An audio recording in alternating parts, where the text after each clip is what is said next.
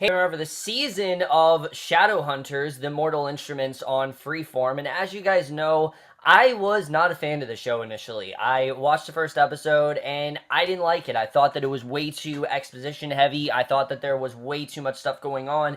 It was quite confusing. It really seemed like the show wasn't really going to be something that was interesting. It looked like it was just going to be like a show that gives me a headache. It really seemed like it was going to be one of those headache-inducing type shows with like tons of exposition and things like that, and I really was not interested in the show. However, once I steered away from the show, which I never initially meant to, I did want to keep watching a couple more episodes.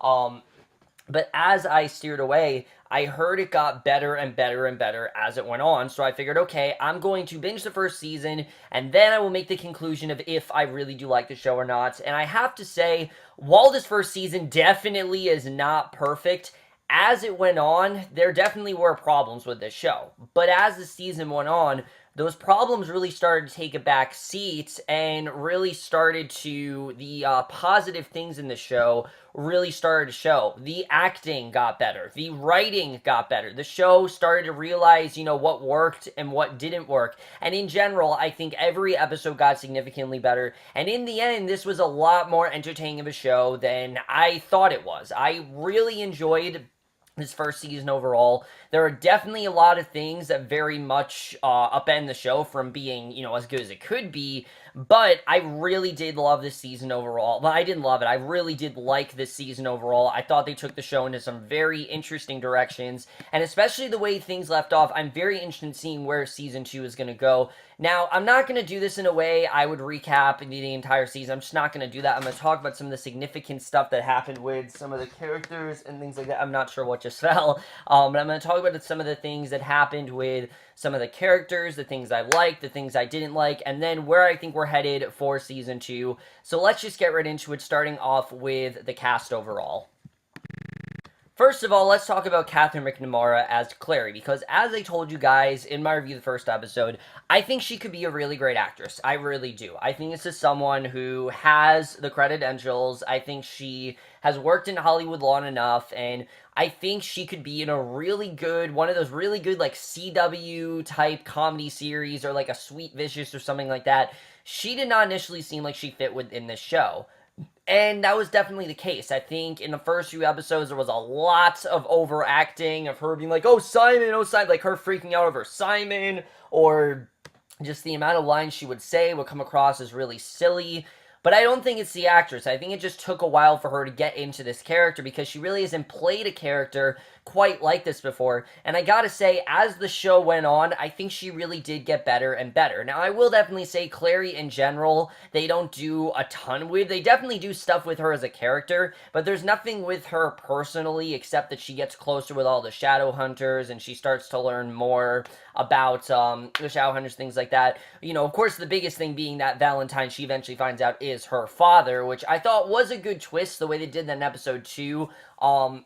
But I thought overall she definitely did get better and better in her role, especially in an episode later in the second half of the season that involves her trying to contact Valentine when she goes into this alternate dimension. She really shined in that episode because she was the only one in that episode who's from, the normal world, who's not from this alternate reality, and she really shined there. You could really tell that she was very confused. She didn't really know how to act, and I thought for, especially, as the show went on, she really did get better, and I really do think it showed with her. I really did like the direction they went with her character towards the end of the season. Some of the moments with her still felt a little bit forced. Like, anytime she was trying to be a badass, I didn't feel it. I really did not. There's one moment in episode 11, I'm not gonna lie, I did laugh a little bit, but I thought overall she was pretty great. I thought she definitely needed to get better as the season went on. And like I said, the more comfortable she got, the better of a character she became, and I think that really did fit with her character overall. And then Dominic Sherwood as Jace. Initially, I thought that he was quite bland, and there really wasn't anything that great about him. But I gotta say that at first, his chemistry with Catherine McNamara was very forced. They were trying to force down all this Clary Jace down her throats. Oh my god, you must care for Clary and Jace. You must do all you can to care about these two. But as the show went on, their chemistry became less of forcing it down their throats and more of just really natural stuff. I think these two actors got a lot more comfortable and they started to work really, really well together. And I started to really enjoy their scenes on the show. I thought they worked really well. They don't really do a ton with Jace personally till the second half of the season, when some big things are revealed that I'm definitely going to get into. But I thought his chemistry with Clary definitely did improve as the show went on. I cared more about them. I wanted to see them together, and I really was heartbroken once we get to the tragedy that they give us in, episode 12. In fact, I think they did a lot better than they did in the movie, and that's something I will definitely give the show, is that in general, this is definitely a much better, version of the show than the movie ever was, in my opinion, at least. And I think Dominic Sherwood really did get into his role. He had some really kick-ass moments in the show. Like, you really did feel how much of a badass he really was, and I really did start to like Dominic Sherwood as the show went on. He really was great. However, by far, I think the two best actors in the show and the two characters with the most development, the best being Alberto Rossendi as Simon. He was great in this show. I mean, he started off, and I thought that, okay, it was a little bit forced as him as a nerd, but as the show went on, he really got great, I gotta say. I think he really is the best actor in this show, and I don't know if he's worked before, if he's done other stuff, but he really was great. I mean, his undenying love for Clary, both as a best friend and also kind of as a love interest, you can tell he really does like her, is really great to watch, but also realizing that he can't be with Clary because of Jace and everything like that, his heartbroken, you feel very heartbroken for him. But then they take the character in a whole different direction in episode 6, and it was really well done the way they do that, and I'm going to get into that direction right now because I really do want to talk about it. Essentially, Simon is, he's the mundane of the group. They're constantly picking on him because he's the mundane, and he's trying to get away from Clary, realizing he doesn't really have much of a purpose in, where he is and everything in the Institute. He just doesn't really fit in there.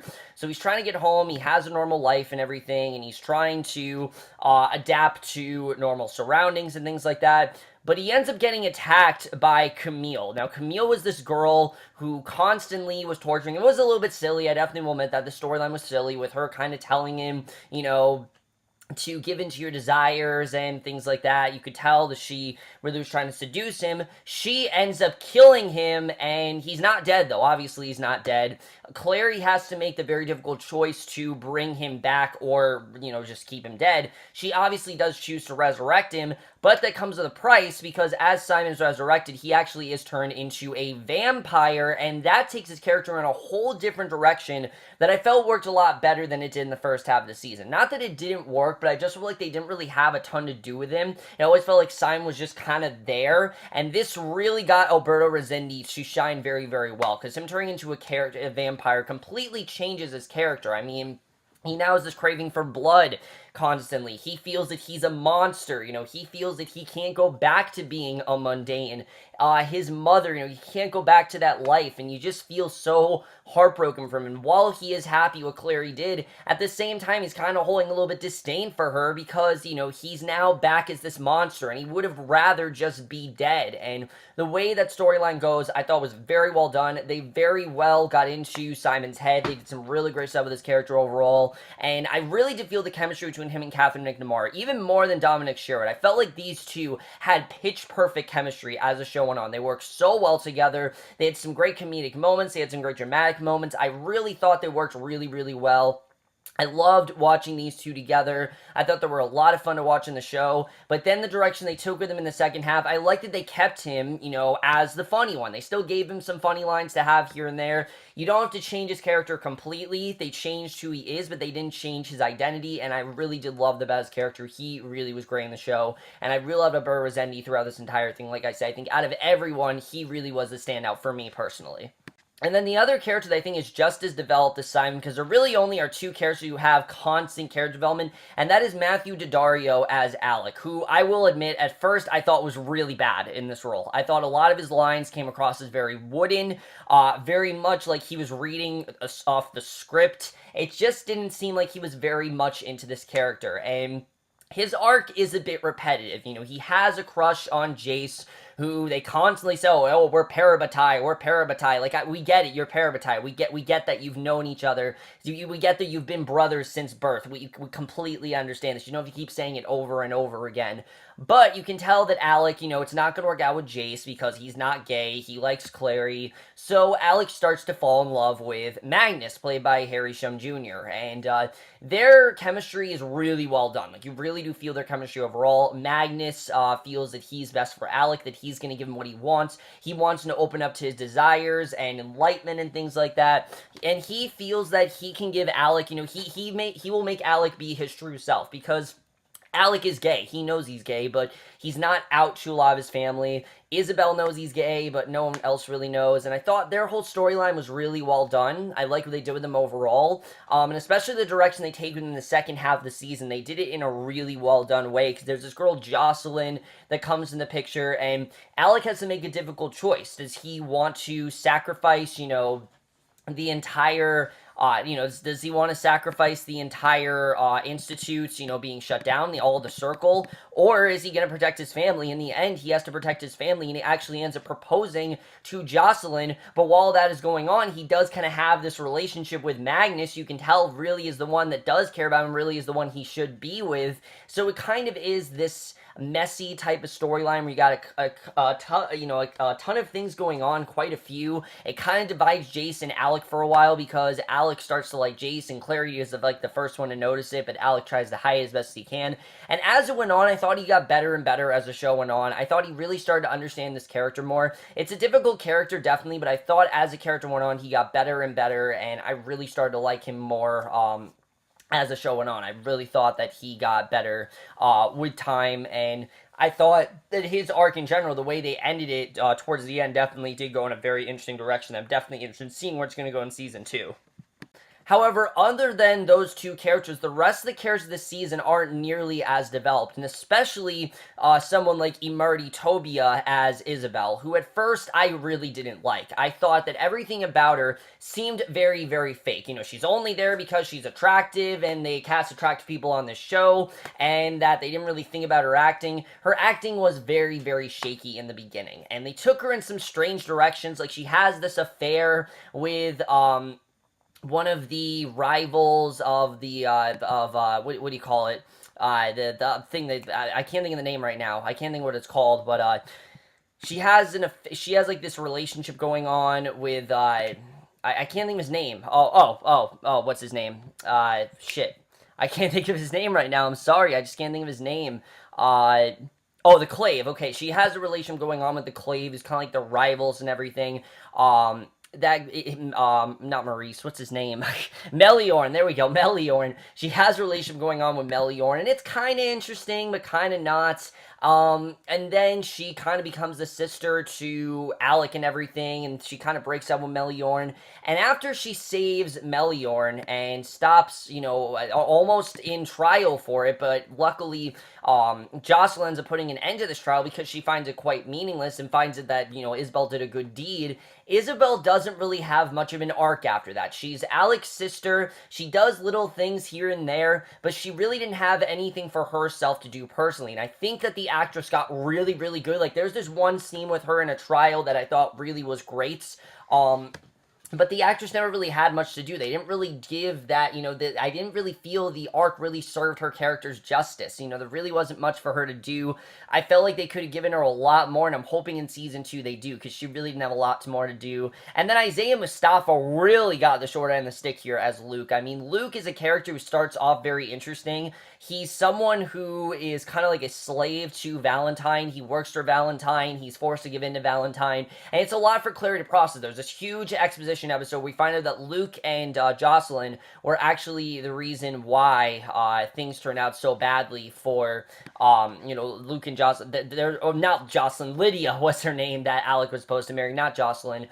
Jocelyn, and, we find out that those two, they were the ones who turned Valentine bad. And Luke, there's a lot to do with his character, but they don't really do a ton with him. He's just kind of there. He's there when they need him. He gives the characters pep talks, and they don't really utilize him that well. well. I think that Isaiah Mustafa got really good in the role, but they just didn't really do a ton with him. Early in the beginning, it seemed like he was going to be doing police work and things like that, but then they didn't really do much with his character, and I really never found myself that compelled. I felt like he was just kind of there, as well as Harry Shum Jr. as Magnus, who I thought started off really, really silly and really over the top, but as his relation with Alec went, I started to really like his character. I just didn't really feel they gave him individual character development beyond liking Alec. Other than that, there really wasn't much else going on with him. He was just kind of there. He was there when Alec, had something going on, and other than that, I thought the cast definitely did get better, but it still didn't serve them the justice that they really need. I feel like they could have done a lot more of these characters overall, and they just didn't really do that because they were a lot more focused on story elements, and we're going to get into that.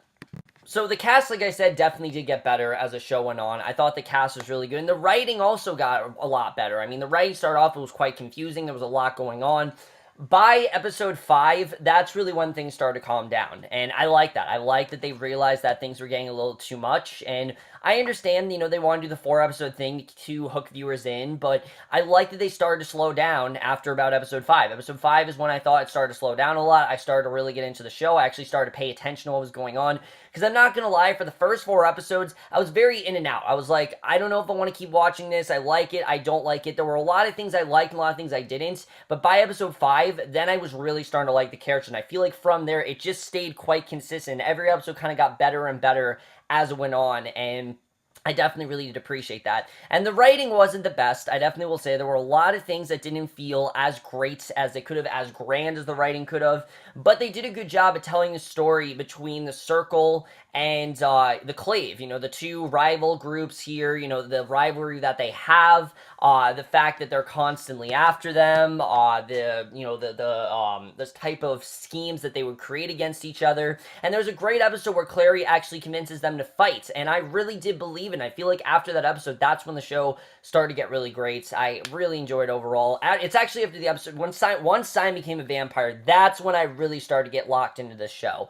Then I thought the show got really great, and from there I thought it was really good. So I thought the writing was good, and the action of the show at first was very much like clusterfuck of action, really. There was just way too much going on, in my opinion, and it was kind of hard to keep up with everything, but as the show went on, I think they did a much better job with the action scenes. They toned them down a lot. They weren't exactly memorable, but they were really intense, definitely. When they needed to feel intense, they definitely were intense, and they did a pretty good job with the action overall, especially when Jace had a lot of action. I felt like Dominic Sherwood did a really good job with his scenes, and they did a really good job with his action stuff. Some of it was a little bit silly, definitely, but I think there was a little bit of too much action going on, and I thought for the most part the action was okay, though. I definitely did like the acting overall. I thought they did a good job with it, definitely. It was pretty good, and like I said, there were a couple big revelations towards the end of the show that I thought worked pretty well, and I thought they actually made a lot of sense, the direction they went in, which we'll get into that with spoilers. But now let's get to my problems with this show, because there definitely are still quite a few problems, and I've already said one of them. They don't really develop these characters as much as they should have. Simon and Alec have very interesting arcs going on throughout the entire season, and the rest of the characters, it's quite sporadic. Jace has stuff in like the last 3 episodes.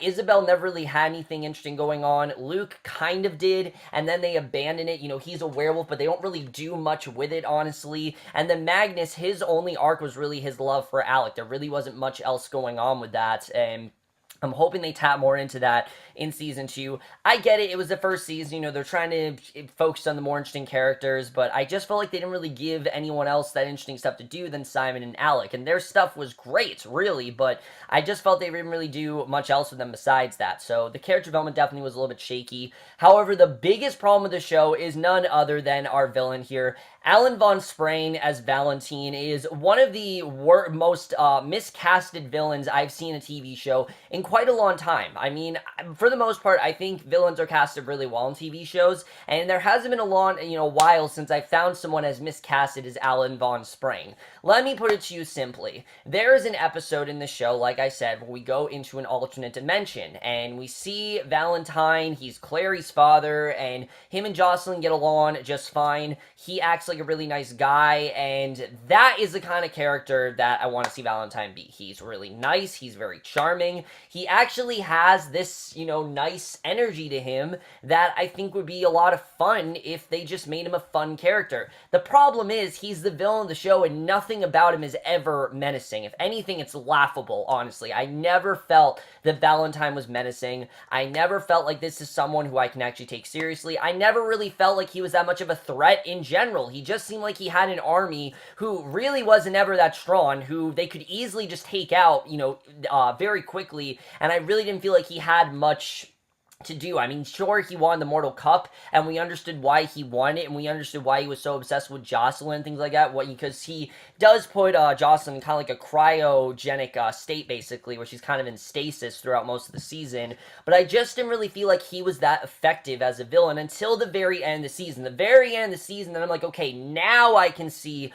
what they're trying to do with Valentine, but other than that, I found to be very background, and that's because they don't really give him a ton to do, and it's not the character, I think. It's the actor. The actor just... I really kept thinking throughout the entire show, how great would it have been if Alan Von Sprang was Luke? Honestly, I could have easily seen him as Luke. He would have been a tremendous Luke. I think he would have done a great job as that character. And if Isaiah Mustafa was Valentine, I think he also could have been really great. I think just switch those two roles, it could have been a lot better, honestly. I just feel that Alan Von Sprang was horribly miscasted. I haven't seen a villain this badly casted in a while, and that really does suck because they had a lot of potential with this character, but he never really delivered because I never really felt he was that intimidating and that unlikable in the show. He was very likable. He had this kind of, like I said, charismatic presence, and I didn't really feel him as Valentine. It just didn't really... there really was not much menace to him. Maybe there was definitely the charisma, but there just wasn't the menace and the edge that I feel this villain really needed in a better role. If anything, I think John Rhys Meyers in the movie did a much better job as Valentine than Alan Von Sprang. That's the only thing I'll give the movie, but he definitely did a better job as Valentine than Alan Von Sprang ever did in this entire season.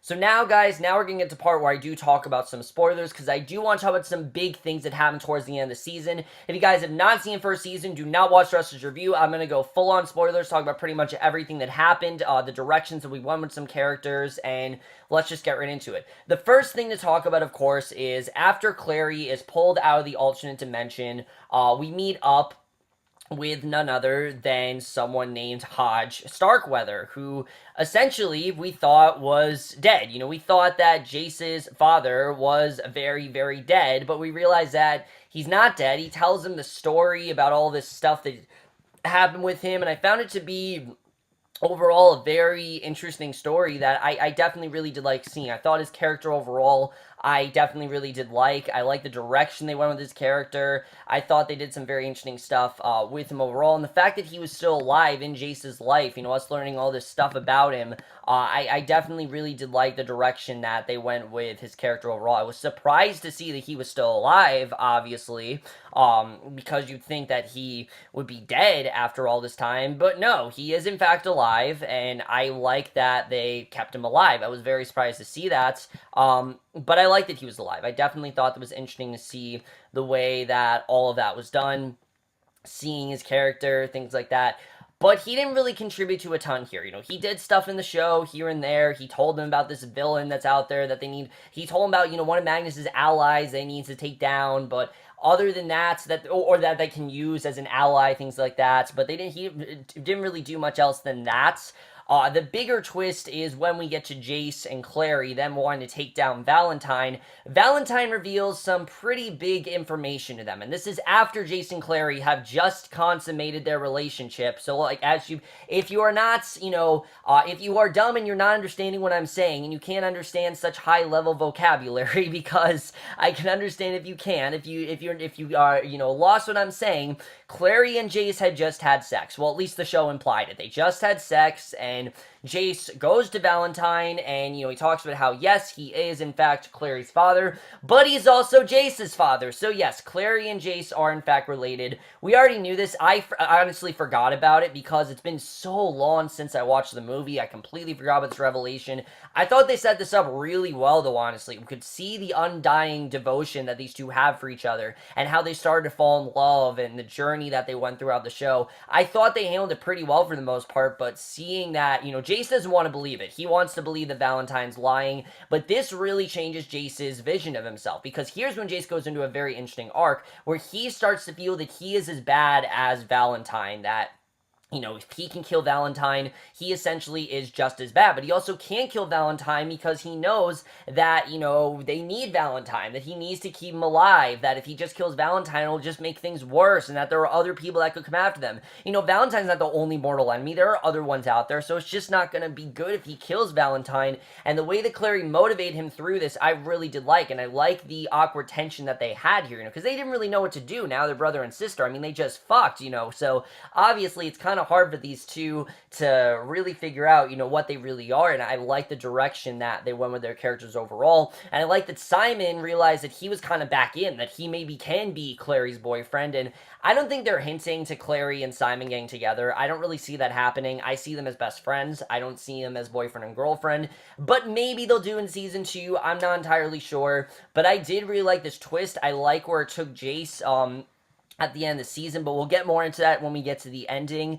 Alec decides not to marry Lydia in the end. He realizes that this is just not the right thing for him. He did come out to Jace, and he came out to pretty much everyone when Magnus showed up at his wedding and basically told Alec that, you can't go through with this and that I'm supposed to be with you, and it was a really nice moment overall. I like seeing those two together, and I like they stayed together throughout the rest of the show. It looks like they're going to have their first dates, and it's going to be kind of sweet the way that goes down in season 2. I'm looking forward to that relationship, definitely.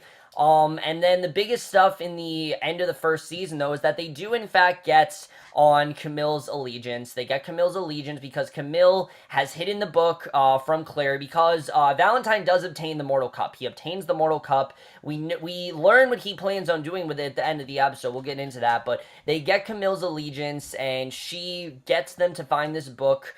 This book is actually a recipe book that Jocelyn used to cook for chicken cacciatore, which Claire remembers. And when she realizes the book is actually this is now masking the book as a cookbook, it actually is the book they need to break the spell and free Jocelyn. That's exactly what they do. Jocelyn is freed, and obviously, there's a lot of stuff that she's now forgotten. There's a lot of stuff that she's missed. There's a lot of catch-up to do with Jocelyn, so we'll have to see where that goes in season 2. And then we get to the very end of the episode where we see that Jace basically makes a proposition to Valentine. That Valentine, he's ready to go after all of them, but Jace says, look, okay, you don't have to, if you don't kill any of my friends, I will in fact be, I will in fact go with you, and I'll be part of your army, and I'll, you can be that mentor that you want to be, because he wants to train his son. He wants his son to be just as bad as he is. He wants his son to have that dark edge to him, and that's exactly what Jace essentially decides to do. Not because he wants to,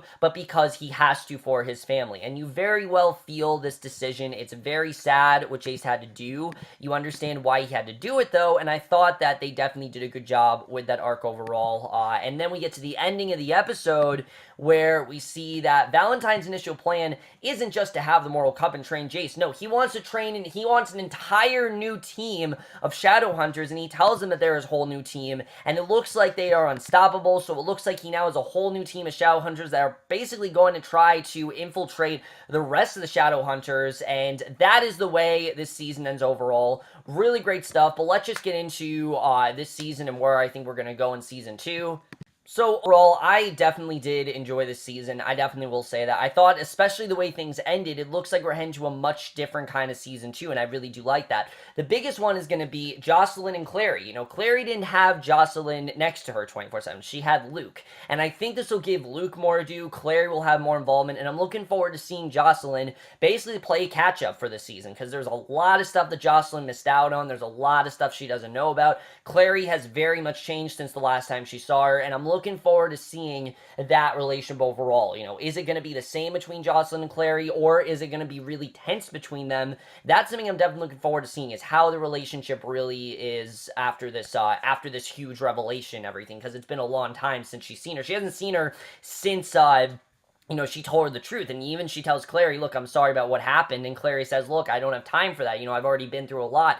So we're going to have to see what happens with that, because that's going to be interesting. The other big thing is Magnus and Alec.